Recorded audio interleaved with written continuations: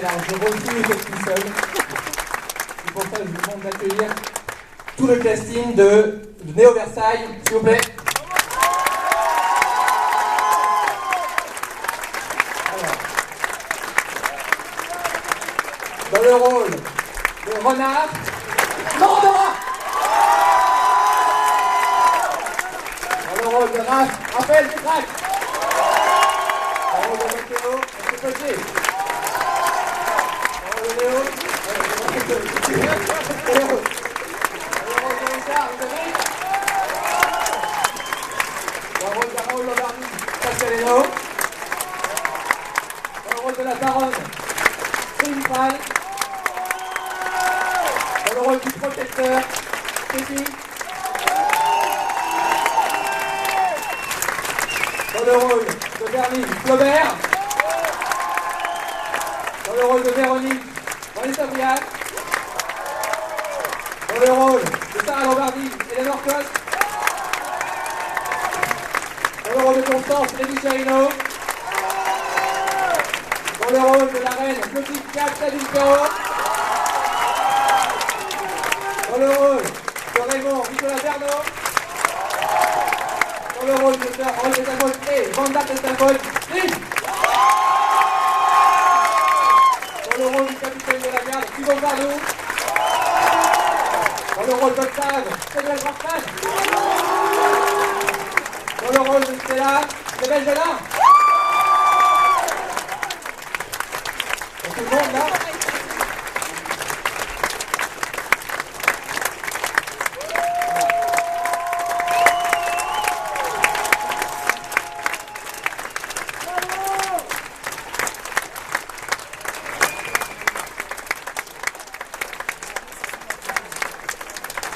Ok, maintenant que vous pouvez vous asseoir, franchement c'est important pour nous que vous ne soyez pas fatigués. Vous allez chacun. Vous aussi, peut-être vous vous asseoir, parce que celle-là, c'est pas la meilleure. Ouais, je sais, ouais. Donc mettez-vous à l'aise, hein, à la cool. Très bien. Déjà, je tiens à remercier vraiment Ankama de me permettre de faire les débiles avec mes copains. C'est génial. Et merci à France Télé de valider ça. Donc voilà, merci à eux, c'est incroyable qu'on puisse faire ça.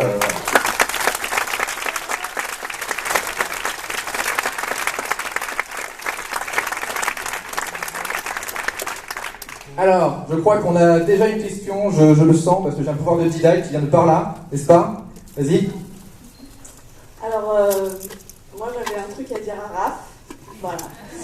Joyeux anniversaire! Joyeux anniversaire! Joyeux anniversaire! Joyeux anniversaire!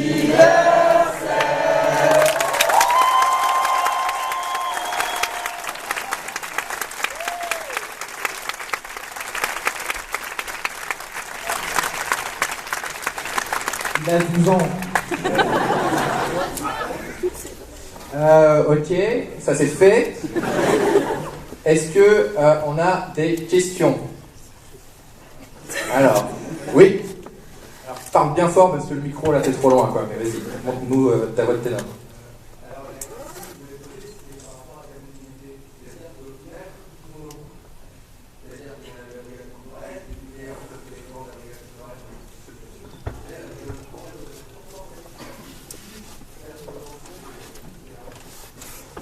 Parce que c'est une métaphore. C'est la fin d'un cycle, hein. Je ne sais pas si vous avez remarqué la fin, c'est réellement la fin d'un cycle. Un cycle, c'est une boucle. On a beaucoup traité des boucles temporelles, etc. Le fait que le visiteur recrée ses propres ennemis et tout, donc voilà, thématique et tout, machin. Voilà, donc je ne sais pas si ça répond à ta question, mais c'était important pour moi que, vu que, alors oui, bon, je vais commencer à en parler maintenant, comme ça c'est fait. Par rapport à la suite, ce qu'il faut savoir, ça je l'ai déjà dit plusieurs fois et tout, c'est qu'on ne va pas tourner tout de suite quoi qu'il arrive, pas de saison 5, voilà. Ça c'est le côté mauvaise nouvelle, mais ça veut pas dire que les aventures de visiteurs s'arrêtent là, puisque on aura dès le 15 juin, donc à la sortie du dernier épisode sur internet, il y a une suite qui va arriver sous un format révolutionnaire. Slim, viens m'aider s'il te plaît. Je peux rester assis. Ah putain, mais t'as le micro. Ouais, en fait, avec François, on a beaucoup travaillé en s'inspirant de James Cameron et de la technologie d'Avatar. Et du coup, on a décidé d'écrire un livre. Voilà, donc le roman qui s'appelle Le Visiteur Futur, la Meute, sort par épisode à partir du 15 juin et après tous les mois. Voilà, donc on vous invite à le lire, parce que lire des livres, c'est fantastique. Et voilà, on est très très fiers de le faire. C'est un rêve de gosse pour moi et pour Slim, surtout pour Slim qui se tape tout le boulot. Donc voilà, on vous invite vraiment à suivre la suite des aventures en roman. Voilà quoi, c'est la suite directe de ce que vous venez de voir.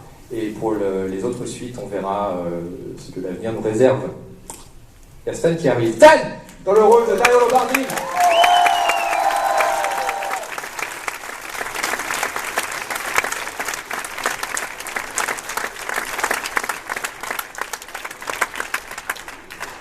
Ok. D'autres questions thématiques, philosophiques, sur on peut faire une analyse filmique. Ah, ok. Il a imposé, hein. Oui, alors, vas-y.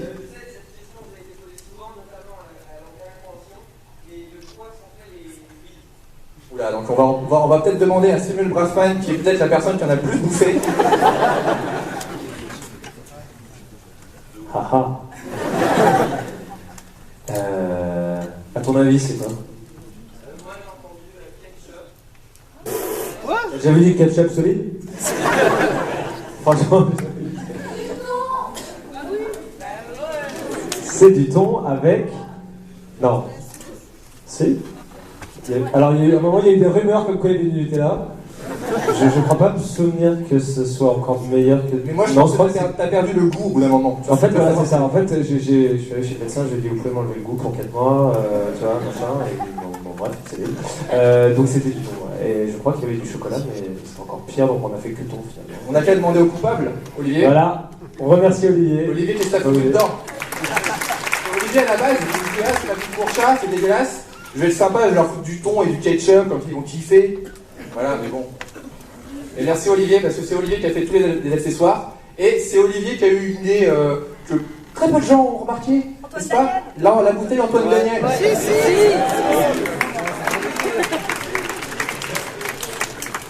Et qui a fait le débâche aussi.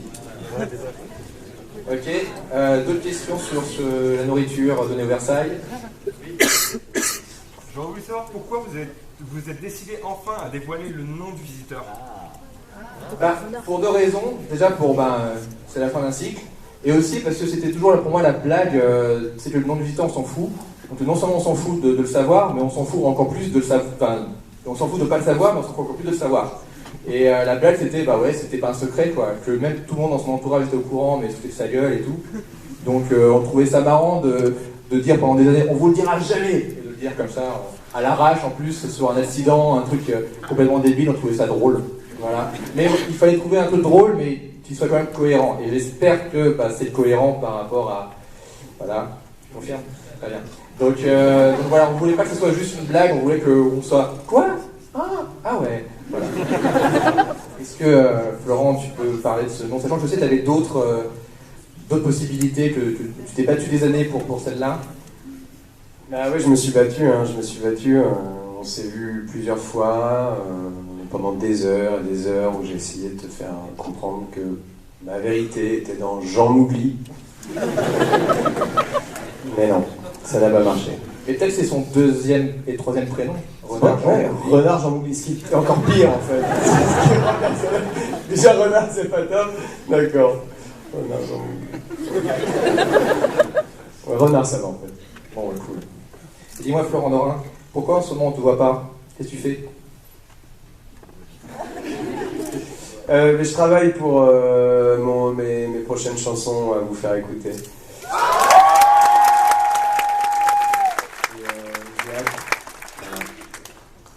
Moi aussi. D'autres questions? Oui. Oui, alors c'est une question plutôt globale.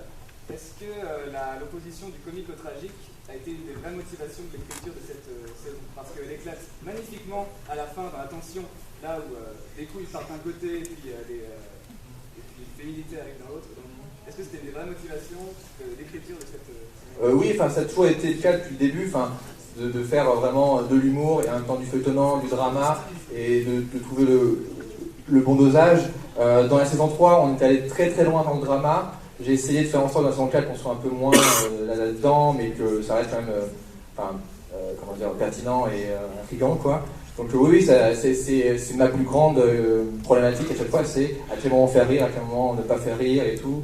Et ce qui est cool dans ce genre de réaction, c'est qu'on voit que les gens rigolent a priori, là on avait prévu. Le seul moment où je me suis dit, tiens c'est bizarre, les gens ils rigolent alors c'est pas drôle, c'est le moment où Bernie meurt. Je pensais pas que les gens allaient se marrer. Mais voilà, donc nous moi je suis super fier de pouvoir jouer sur ces deux niveaux et tout. C'est un truc que normalement en France on permet pas, quoi. On se dit non, soit c'est une comédie, soit c'est un drame, faut choisir les garçons. Et nous on fait les deux, et en plus on fait de la SF, et en plus on fait en steampunk, enfin, on fait n'importe quoi de toute façon, c'est sûr. Mais voilà, donc c'est vraiment quelque chose dont je suis très content, et j'essaye de garder le plus possible, et je sais pas si je pourrais le garder tout le temps, quoi. Donc voilà. Je sais pas si ça répond à ta question. Voilà. Sachant qu'on a aussi des comédiens qui peuvent aussi sont intéressés, qui sont assis là, qui vont s'endormir. Donc n'hésitez pas à leur poser des questions sur si c'était bien, des problèmes de corset. Je sais que c'était un problème pour les personnages féminins aussi. Voilà. Suivant.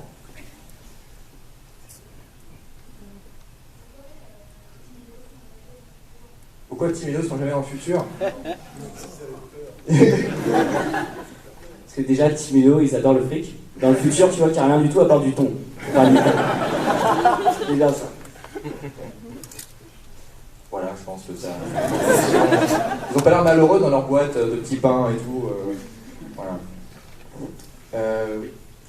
J'aimerais juste savoir, en fait, j'avais super peur en arrivant de savoir dans la saison, évidemment, qui allait mourir potentiellement ou pas. C'est un truc qui nous faisait pas mal flipper, mais je voudrais savoir si ça a été difficile à choisir ou si c'était une évidence que ces deux-là, que des deux qui meurent. Alors tiens, c'est très marrant parce que quand j'ai appelé Éléonore, je l'ai appelé pour lui dire écoute, j'ai une bonne et une mauvaise nouvelle. La bonne nouvelle, c'est que tu es dans la saison 4. La mauvaise, c'est que ton personnage meurt. Et le premier truc qu'elle m'a dit, c'est ah bah c'est bien qu'elle meurt cette pute.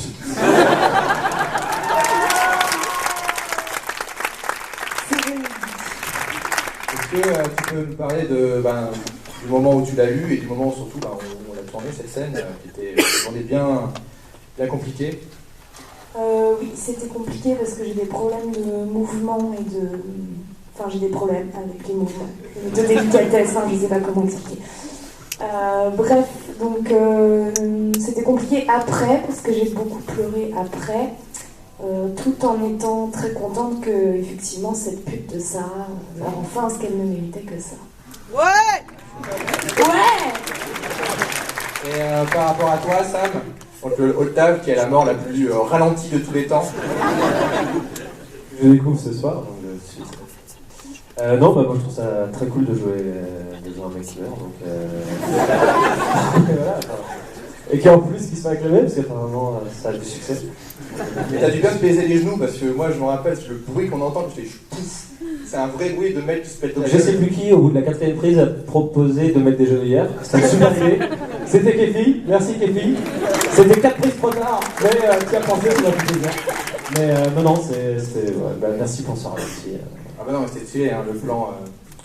En plus, c'était même pas prévu à la base et tout. Et d'habitude, c'est vrai que c'est trop délicat quand un comédien dit ouais, ça te dirait pas qu'on rajoute un gros plan sur moi et tout. Et en fait, souvent, j'ai vraiment une équipe qui évite de trop prendre, de gratter et tout, etc. Mais souvent, ils ont raison et tout. Et donc, moi, je suis pas content de ce plan qui n'était pas du tout prévu. Et quand on l'a tourné, j'ai dit putain, mais ça va tellement rendre bien au Max Linder. C'est exactement ce que je me suis dit en le tournant, quoi.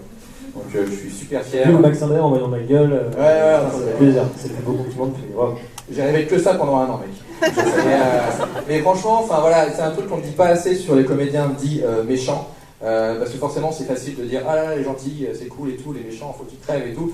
Mais ça demande d'autant plus de talent et l'abnégation, quoi. Donc je tiens à remercier énormément Samuel Braffman d'être pas un grand connard comme Octave et d'être un formidable comédien. Donc merci Sam.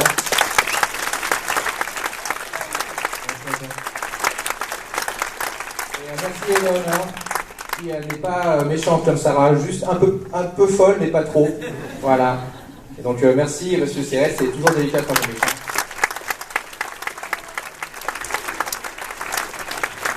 On a un autre méchant ici qui décidément refuse de mourir. Jacques Cortès, Joseph dans la saison 3.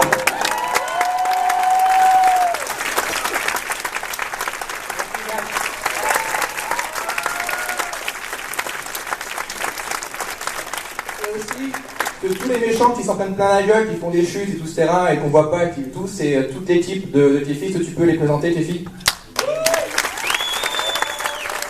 Alors, Vincent Gatineau,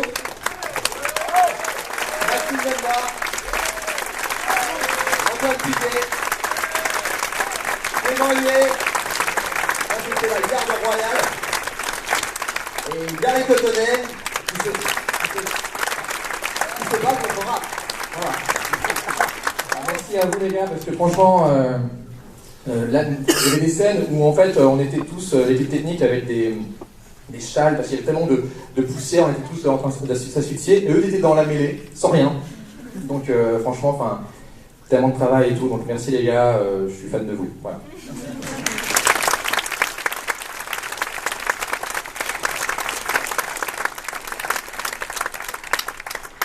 D'autres questions? Alors, oui. C'est marrant parce que je vois que ton t-shirt en fait avec le contre-jour.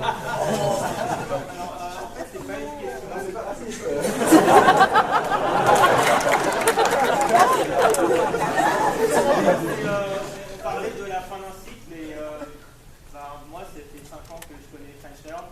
Ça c'est le premier t-shirt. J'ai fait tous les... Mais moi je l'ai plus ce t-shirt, tu sais. Sérieusement. J'ai fait tous les sinos au cinéma et j'étais étudiant quand j'ai découvert French Nerd. T'étais un enfant.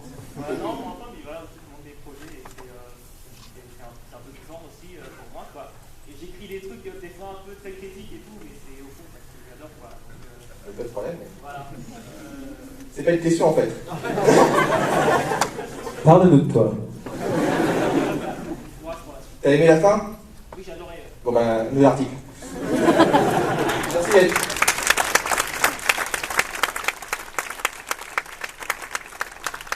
Alors, nous avons ici des gens fous qui ont bravé la pluie en cosplay. Est-ce qu'on peut se lever s'il vous plaît les amis? Alors on a un Michel, voilà. On a un visiteur, on a deux autres missionnaires. On a une néo-versaillaise accompagnée de son petit renard comme quoi, hein, n'est-ce pas? Voilà.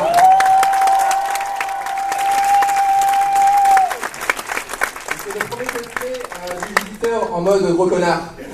En mode Kenny West avec sa cape et tout. La tête avec tes pieds. Voilà. Donc merci à vous les gars. Je crois que t'as une question en fait.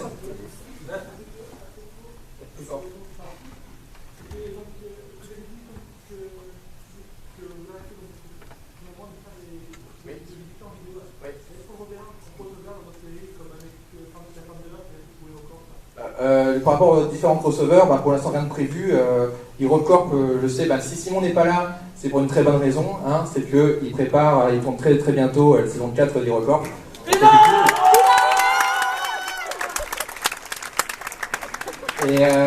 Et pour les autres, Flanders, c'est pareil, hein, c'est un peu la série qui ne va pas continuer pour l'instant. Donc pour l'instant rien de prévu en termes de crossover. Voilà.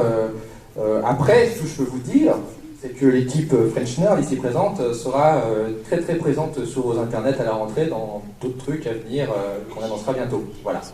Oh yeah.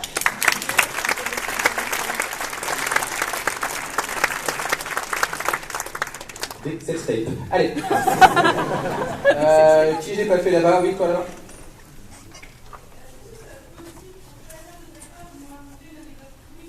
Bien sûr, parce qu'on a 6 heures devant nous, donc... Une état de pourrir en plus. Ah, ça va être chambé. Je sais pas. Quelqu'un peut se porter volontaire? Ludovic, oui. Bonsoir. Moi, j'en ai pas de pourri parce que le tournage était trop bien, voilà, c'est tout. Et quelqu'un a félicité François pour ce final. Il m'a foutu les larmes aux yeux, le con, putain. Bravo.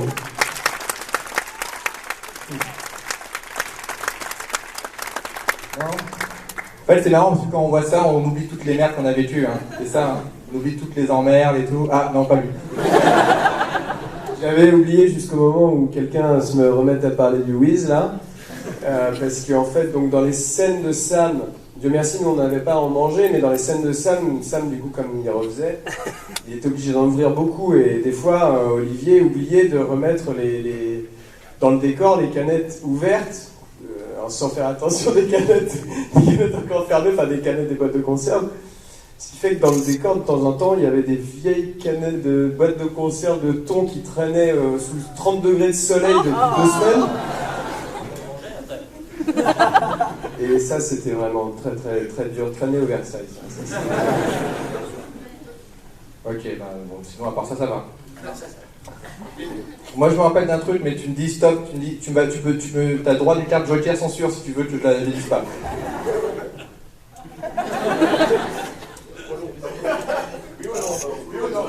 Allez!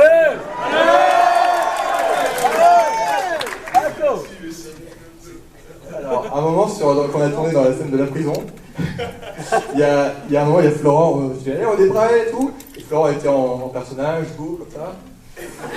Et à un moment, il fait, non, t'es pas sérieux. Et je fais, qu'est-ce qui se passe et tout. Il y a un frelon, mec, il y a un frelon. Oui. Et là, j'ai même pas eu le temps de voir ce qui se passe, il est déjà hors champ, en train de partir. Il y a Aline qui prend le son, puis qui dit, attendez, stop, coupez, qu'est-ce que c'est que ce... On l'entend là. Bah, puis là, d'un coup, je le vois, tu vois. Là, je le vois, je vois un frelon, quoi. Là, non. Là, non. Et voilà. Donc là, on a dû arrêter le tournage pendant 10 bonnes minutes. On a dû tuer ce frelon devant les yeux de Florent, pour qu'il s'assure. On l'a pas tué, en fait. Il est parti. C'est en avait, normal. J'ai mis un coup de pression.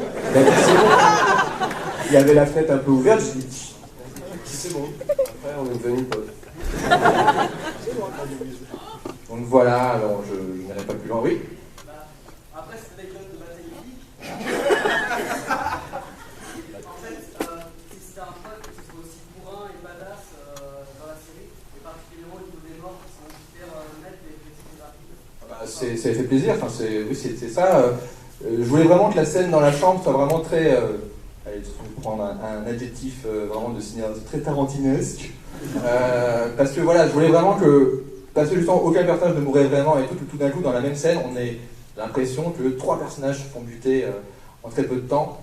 Donc ça, c'était un truc que je voulais vraiment faire et tout. C'est pour ça que c'était la journée la plus dure, parce qu'il y avait de la comédie, de l'action, des morts, et après on enchaînait avec les scènes de larmes et tout, avec Raph et Isabelle. Et c'était la plus grosse journée, on va dire, en termes d'émotion et de mort, quoi. C'était dur à faire, mais je suis très content du résultat. Voilà, donc merci à tous les comédiens d'avoir survécu à cette journée et à toute l'équipe technique, surtout aussi d'avoir été au taquet, quoi. D'ailleurs, ils sont là. Merci l'équipe technique. Alors, il y a un peu de tout, voilà. À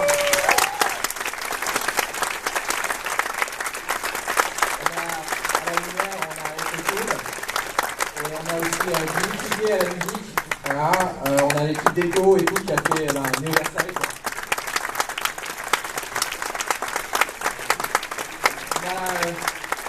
On a forcément les gars du son et tout.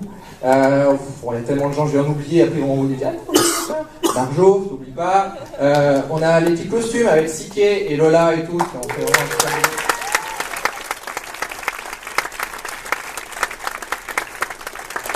Voilà. 10 personnes? Non, si, la meilleure entre tous, Anaïs Vagès.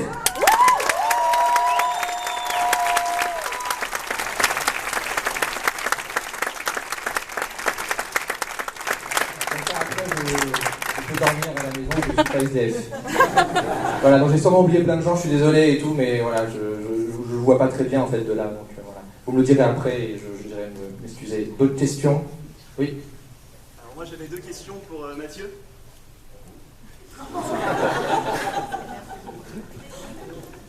La première, alors dans cette saison-là, bon, t'as pas beaucoup vu de faire de scènes d'action, c'est vrai que tu t'es retrouvé pas mal dans la prison, mais bon, avec la scène finale, c'était génial, mais je voulais savoir ce que tu avais préféré, est-ce que tu avais adoré jouer dans cette saison-là, ou alors les scènes d'action aussi dans les saisons précédentes. Et la deuxième question, Et juste la deuxième question, pourquoi t'as perdu ton... Enfin, comment t'as perdu ton œil? Ski, non? Je commence par lesquels? Choisis. Si tu veux. J'ai pas vraiment de préférence parce que je suis un homme d'action, j'aime beaucoup me battre. Donc forcément, j'aime beaucoup les autres saisons. Mais là, c'était vraiment un autre challenge que François m'a proposé. Et c'était vraiment cool de jouer un peu ce mec un peu badass et très silencieux, mais un peu charismatique. Et voilà, j'ai eu de très bons retours sur ce personnage, peut-être même meilleur que ce que j'ai pu avoir sur les autres saisons. Du coup voilà, c'est dur de choisir entre l'autre Mathéo ou celui-là. Les deux m'ont vraiment plu. Mais j'aime quand même beaucoup me battre. Donc voilà. Et puis pour mon œil, je sais plus, je crois que je mangeais et j'ai dû me foutre la fourchette dans l'œil. Ça, voilà, ou c'est peut-être le frelon de. On sait plus trop. Ok. Oui. Tu parles des vidéos du Visiteur du Futur? Comment? C'est peut-être un jour. Voilà. Mais pour l'instant, c'est bien. Déjà, c'est bien que je dorme. Voilà, pour ma santé et tout ça. Oui, t'as fait un oui, bon, c'est bon. Oui, voilà. Et il y a d'autres projets, plein d'autres projets super à venir. Voilà. Et forcément, c'est plus compliqué à mettre en place. On ne peut pas enchaîner direct. Parce que, en gros, ça fait 5 ans que j'enchaîne Le Visiteur, saison 1, saison 2. Enfin, il n'y a jamais eu de pause en fait. Chaque fois que j'étais en projection et tout, j'étais en train de préparer le tournage le mois d'après, quoi. C'était 5 ans de folie, quoi, que j'assume, mais qui sont difficiles à vivre pour un mec qui fait pas de sport comme moi. Donc c'est bien de prendre du recul, déjà, psychologiquement. Et aussi, on allait tellement loin, là, je sais pas si vous... Enfin, ça, c'est une web-série, ça n'a aucun sens. De faire une web-série comme ça, au cinéma et tout, avec des costumes, des décors et tout. Donc, si c'est pour faire moins bien tout de suite, ça vaut pas le coup. Ça vaut pas le coup pour nous, mais pour vous aussi. Donc, quoi qu'on fasse par la suite, il faut que ce soit mieux ou différent. D'où l'idée du roman qui sera très très bien, parce que je vous rappelle que c'est nous qui l'écrivons. D'ailleurs, justement, parce que c'était la problématique du roman, c'était que depuis des années, on me dit ouais, tu devrais faire un roman Visiteur et tout, et c'était Maxime Bender, donc le producteur de la saison 4, qui m'a dit fais un roman. Et je dis bah oui, mais je sais pas écrire. C'est que je sais écrire des histoires, mais je sais pas écrire la narration, quoi, littéraire. Je suis pas littéraire, comme gars. Et il me dit bah je sais pas, trouve-toi un nègre. Et je dis bah j'ai mieux, j'ai un arabe. Je pense qu'on peut demander à Steve un commentaire là-dessus. C'est raciste. Et comme Steve sait écrire, a toujours su écrire et écrit 10 fois mieux que moi et tout, je me suis dit mais oui, là c'est devenu évident le projet. Et c'est un vrai plaisir de le faire. Il y a tellement de trucs qu'on peut mettre dans le roman qu'on peut pas mettre à l'image. Ça paraît évident, mais c'est vraiment... En lisant le roman, je me dis mais putain, on aurait dû faire ça depuis le début, c'est moins chiant à faire.